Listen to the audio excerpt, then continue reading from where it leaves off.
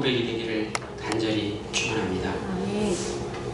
오늘 이 말씀 가운데 우리는 세 가지 중요한 고백을 발견할 수 있습니다. 첫 번째는 사도 바울의 사명입니다. 사도 바울은 이 사명을 주 예수 그리스도께 받은 사명이라고 고백합니다. 소명, 부르심, 콜링, 그것은 하나님께서 우리를 부르시는 것을 위하고 부르신 후에 우리에게 임무를 맡기시는 것, 미션, 그것이 사명인 것입니다. 두 번째, 그 사명이 무엇입니까? 그 사명이 어떤 일입니까? 바로 복음을 증거하는 일입니다. 복음을 전하는 일인 것입니다. 마지막 세 번째, 바울은 사명을 위해서는 자신의 생명을 조금도 귀한 것으로 여기지 않는다고 했습니다. 다른 말로 표현하자면 복음을 위해서는 목숨을 걸고 사명에 충성했다는 말씀입니다. 여러분, 세상에서 가장 무서운 사람이 어떤 사람입니까? 할렐루야. 목숨을 두려워하지 않는 사람. 담임사관의 말이 끝나기가 전에 저렇게 대답해 주신 김민희 부인 너무 감사합니다. 그 그대로 제 원고에 써져 있습니다. 60년대 월남전에 참전했던 한국 전쟁의 한국의 용사들이 얼마나 용감했는지 아십니까? 그 중에서 해병대가 있었어요. 월남전에 참전한 그 많은 군인들 가운데 해병대를 따라갈 사람이 없었습니다. 왜 그렇습니까? 죽음을 두려워하지 않기 때문에. 오늘날에도 그 해병대는 여전히 존재하고 여러 분야에서 일하고 있습니다. 그 이유 바로 죽음을 두려워하지 않은 그 이유 때문입니다. 그래서 해병대를 뭐라고 하죠? 귀신 잡는 해병이라고 하죠. 육군과는 달리, 다른 군인들과는 달리 자신이 자원해서 해병대에 가는 것이죠. 해병대는 자원해서 갑니다. 자기가 가고 싶어서 가는 거예요. 오기 싫어서 온 사람이 아무도 없습니다. 지금 은퇴하신 어떤 한 사관님께서 이렇게 말씀하셨어요. 부산에서 서울로 이사온 세 가족이 나왔는데 남편 일이 궁금해서 남편이 어떤 일을 하세요? 물었더니 깡패 두목이라고 그렇게 이야기하시네요. 와, 그래서 잠시 기다렸다가 얼굴이라도 뵙고 가려고 그분의 얼굴을 이제 뵀는데 너무나도 왜소하고 준수한 용모였다고 하는 거예요. 깡패 두목이었다는 분이.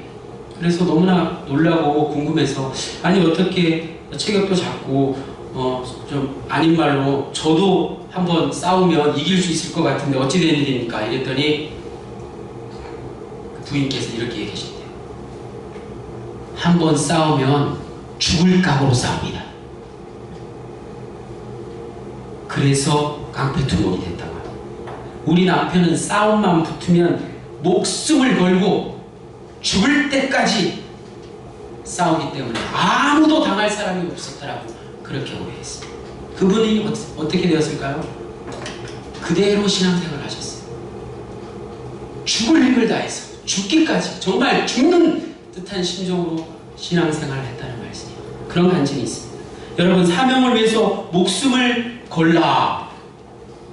이 말씀이 오늘 여러분들에게 가장 와닿는 귀한 메시지가 될 수 있기를 원합니다. 인간의 행복이 어디 있습니까? 인생이 어찌하면 행복해질 수 있습니까? 인간이 사명을 찾고 그 사명에 따라 살아야지 행복한 것입니다. 인간의 삶을 평균 80년으로 놓고 봤을 때 인생이 70이요 강건하면 80이라는 말이 있듯이 보통 80년을 산다고 할 때 40까지는, 그 전까지는 인생의 전반전에 해당되고 40 이후로는 인생의 후반전에 해당하는 것이죠. 저도 후반전에 지금 살아가고 있어요. 전반전에는 오직 성공만을 위해서, 오직 세상에 이루고자 하는 것들이 얼마나 그렇게 많은지 그것들만을 위해서 살아갑니다. 아무것도 기회도 보지 않습니다. 아무것도 눈에 보이지 않습니다. 오직 성공하기 위해서 공부하고, 성공하기 위해서 취직하고, 성공 위해서 열심히 일하고 사업도 합니다. 그런데 40 고개를 넘어서니까 인생의 후반부에는 그런 것들이 다 소용 없어지는 거죠. 인생의 의미를 추구하며 살아가게 된다는 것입니다. 제 심정이기도 합니다. 예전에 그렇게 멋있어 보이고 예전에 그렇게 갖고 싶고 예전에 그렇게 좋아 보였던 것들이 이제는 정말 그것보다 더 좋은 것들이 많이 있다는 것을 깨닫고 있습니다. 삶의 의미를 추구하며 살아가는 것, 얼마나 의미 있는 인생을 살아가느냐가 더 중요한 문제인 것입니다. 살기는 살지만 내가 사는 그 이유, 존재의 이유, 삶의 의미가 없다면 그처럼 험한 인생이 있겠습니까? 세상의 그 어떤 것에서 그 답을 찾을 수 있겠습니까? 구세군 상관없게 들어보면 저같이 늦은 나이에 헌신한 분들이 참 많이 있었어요. 그런 비슷한 분들의 그런 간증을 들으면서 인생의 의미를 추구하는 것이 나 말고도 저런 비슷한 분들이 많이 있구나. 그분들의 간증은 저보다 더 귀한 간증이었고 그 사명이 더 어찌나 귀하고도 목숨을 거는 그런 사명이었던지. 그 말씀처럼 오늘 사도 바울의 사명은 이방인들에게 복음을 전하는 것, 이방인들에게 복음을 전한다는 것은 목숨을 걸지 않고서는 할 수 없는 일이었습니다. 이 일을 위해서 자신의 생명을 조금도 귀한 것으로 여기지 아니하고 그 사명에 충실했습니다.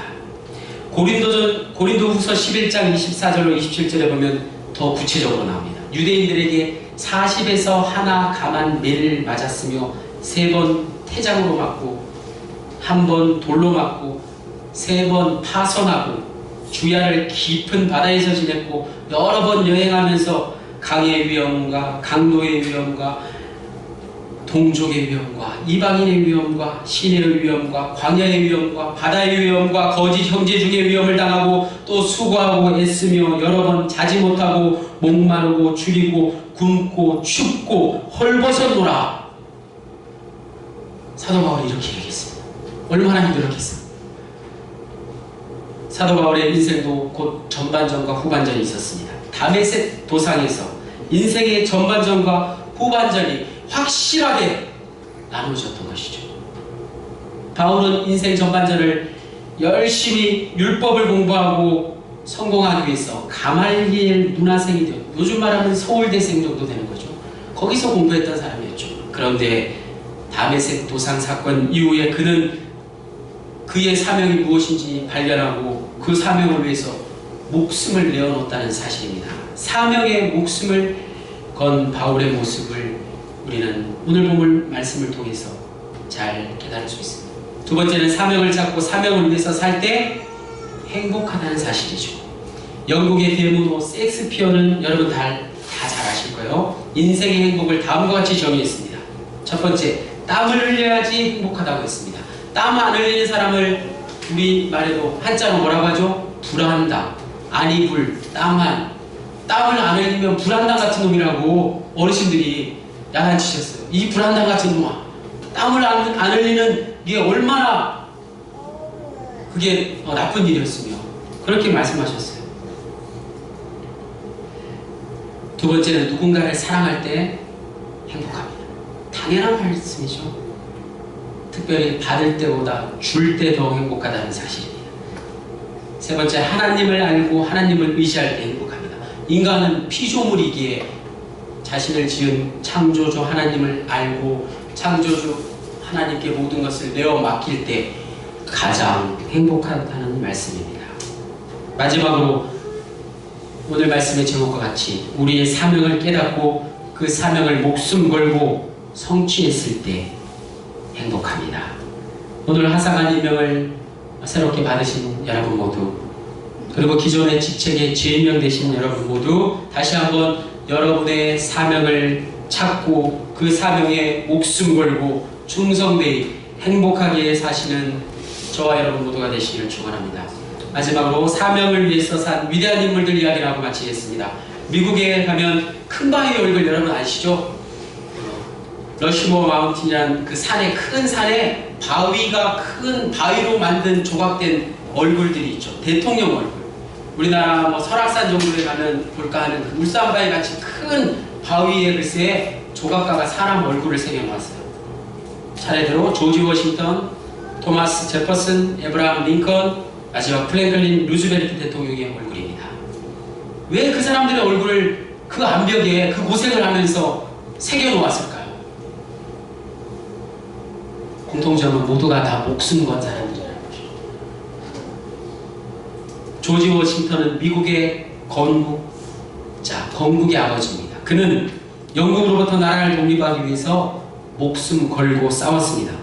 자신의 사명이 나라를 세우는 것인 줄 알고 독립전쟁을 통해서 나라를 독립시키는 일에 성공하였습니다. 목숨을 걸고 싸워서 나라의 독립을 이루어낸 것입니다.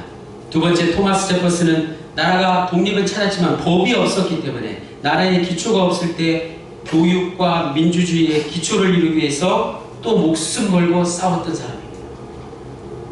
세 번째, 여러분 잘 아시는 링컨 대통령.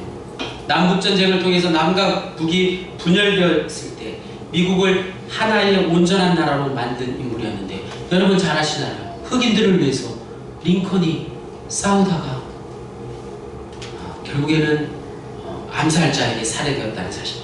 자신의 사명이 곧 남북을 하나로 만들고 노예를 해방시키는 것인 줄을 깨닫고는 한평생 오직 그 사명을 위해서 목숨 걸고 싸웠다는 사실입니다. 마지막 네 번째 인물은 루즈벨트 대통령인데, 1930년대 미국의 경제 공황이 왔을 때 뉴딜 정책으로 대혁신운동을 일으켜서 미국을 깨운 사람입니다. 얼마나 많은 핍박이 있겠습니까? 가진 자들의 갖은 횡포와 폭력과 그런 협박에도 불구하고 그는 목숨을 걸고 싸워서 미국을 오늘에 이르는 세계의 가장 부유한 강대국으로 만들었던 것입니다. 그런데 그 산의 오른쪽에 보면 그 바위가 더 남아있다고 해요. 공간이 있다고 해요. 거기에 들어갈 인물을 지금 미국에서 찾고 있다고 합니다. 그 자리에 누가 될지는 모르지만 사명 걸고 목숨 걸고 평생을 바친 사람의 얼굴이 세워질 것이라고 합니다. 마찬가지로 오늘 말씀을 통해서 하나님께서 우리에게 주신 사명, 그것을 깨닫고 우리의 얼굴이 저 천국 하늘나라에 새겨줄 수 있기를 간절히 축원합니다. 그것이 바로 우리의 직분을 잘 감당하는 것이고 또 주님의 복음을 전하는 일이고 우리끼리 먼저 연합하여서 성을 이루는 일인 줄로 믿습니다. 오늘 받은 직분대로 우리의 생명 다하는 날까지 목숨 다하여 하나님 나라를 위해서 주님의 복음을 전하시는 저와 여러분 모두가 되시기를 간절히 축원합니다. 하나님 아버지 감사합니다. 오늘 귀한 말씀을 통해서 우리의 사명을 다시 한번 깨닫게 하시니